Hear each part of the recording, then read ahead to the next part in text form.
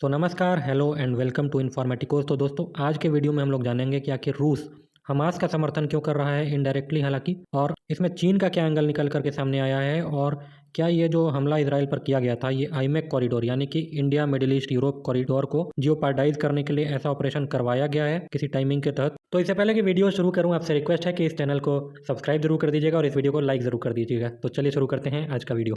तो दोस्तों, पहले जान लेते हैं कि आखिर न्यूज़ क्या है। तो ज़रा आप अपने स्क्रीन पर देखिएगा।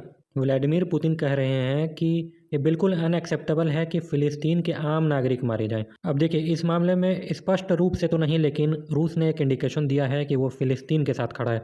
हालांकि हमास के किसी भी टेरर एक्टिविटी का इन्होंने समर्थन नहीं किया है, तो वर्ड्स का काफ़ी ध्यान रखा गया है इनके स्टेटमेंट में। तो बेसिकली यहाँ पर मैं आपको बता दूं कि इसराइल पर जो ये हमला हुआ है और इसराइल उसके अगेंस्ट में जो रिटेलिएट कर रहा है, युद्ध घोषित कर दिया है फ़िलिस्तीन पर, इसका सबसे बड़ा फ़ायदा रूस को मिलने जा रहा है। ऐसा इसलिए है क्योंकि पूरी दुनिया का जो ध्यान था वो यूक्रेन युद्ध से हट करके अभी फ़िलहाल इसराइल पर चला गया है। अब आप सभी को तो ये बात अच्छी तरह से पता है कि फ़िलिस्तीन के समर्थन में लगभग सारे अरब देश हैं।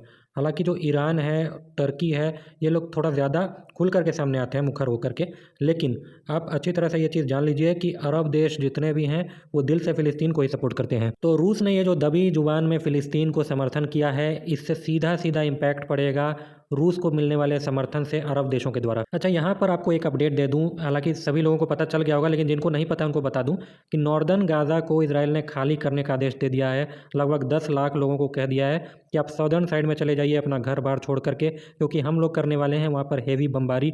इसके अलावा मोस्ट प्रोबेबली इसराइल एक ग्राउंड इन्वेजन भी लॉन्च करने वाला है और पूरे के पूरे गाज़ा की सफाई करने वाला है। तो देखिए, कुछ लोग इस प्रोपेगेंडा में आ जाते हैं कि इसराइल फ़िलिस्तीन की ज़मीन कब्जा रहा है। ये बात मोर और लेस आपको मैप पर सच दिखेगी, इसमें कोई डाउट नहीं है। लेकिन होता क्या है कि ये लोग हमला करते हैं इसराइल पर, और उसके बाद इसराइल जब जवाबी कार्रवाई करता है तो कुछ ज़मीन रिटेन कर लेता है। और एक तरह से ये सही भी है, क्योंकि हमलावर पर कुछ कॉस्ट और कंसिक्वेंस इन्फ्लिक्ट करना काफ़ी ज़्यादा ज़रूरी हो जाता है।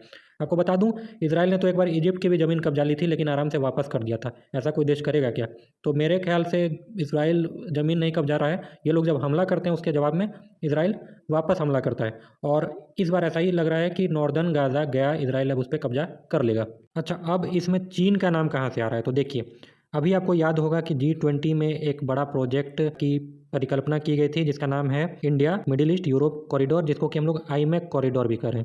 तो ये एक इकोनॉमिक कॉरिडोर है जिससे कि भारत का फ़ायदा होगा, मिडिल ईस्ट का फ़ायदा होगा और यूरोप का भी फ़ायदा होगा।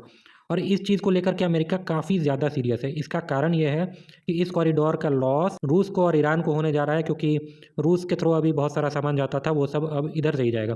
लेकिन ये जो आईमेक कॉरिडोर है, इसके पास होने के लिए या बनने के लिए ये चीज़ काफ़ी ज़्यादा आवश्यक है कि सऊदी अरब और इसराइल के रिलेशन सुधरे। अब इस हमास के हमले की टाइमिंग आप देखिए, अभी ऐसा इंडिकेशन मिल रहा था कि सऊदी अरब फ़िलिस्तीन मुद्दे को भूल जाएगा इस आईमेक कॉरिडोर के लिए, और अमेरिका इसके लिए एक डील भी ऑफर कर रहा था सऊदी अरब को, जिसमें सऊदी अरब को फुल अमेरिकी प्रोटेक्शन देने की बात थी। यानी कि सऊदी अरब पर अगर कोई भी हमला होता है तो वो अमेरिका पर हमला माने जाने वाला था। लेकिन बदले में अमेरिका क्या लेता?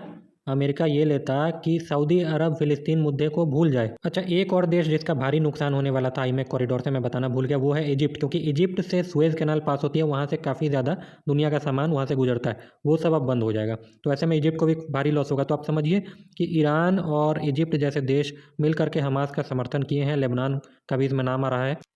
अब देखिए, ऐसा लग रहा है कि जानबूझ करके ऐसा सिचुएशन क्रिएट किया गया है कि आईमेक कॉरिडोर पर सऊदी अरब अब फ़िलिस्तीन मुद्दे को भूल नहीं सकता है, क्योंकि अगर वो ऐसा करेगा तो पूरे के पूरे इस्लामिक वर्ल्ड में सऊदी अरब की तू-तू हो जाएगी, और शायद में भी सऊदी अरब का दिल भी अलाउ ना करे। तो अब बात आ रही है कि इसमें चीन का क्या समर्थन था। तो देखिए, चीन के बने हुए पैराग्लाइडर बताए जा रहे हैं कि बड़ी मात्रा में रिकवर किए गए हैं इसराइल की ज़मीन पर से, जिसको कि इस्तेमाल किया था हमास के फाइटर्स ने इसराइल के भीतर घुसने के लिए। और अभी न्यूज़ भी आई है कि चीन को लेकर के इसराइल बहुत ज़्यादा खुश नहीं है, कुछ कमेंट्स भी हुए हैं दोनों तरफ से, और चीन जो है खुल करके जो ये अटैक हुआ है उसको आतंकी हमला बोल भी नहीं रहा है। तो इसको लेकर के इसराइल थोड़ा सा नाराज़ चल रहा है। बहरहाल, अगर आप वीडियो यहाँ तक देख रहे हैं तो आपको तो अभी तक ये भी पता होगा कि भारत में भी कुछ लोग जो गटर छाप लोग हैं, उन लोगों ने हमास के फेवर में नारे लगाए थे।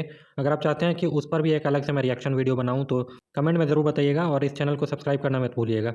मिलते हैं अगली वीडियो में, तब तक के लिए जय हिंद।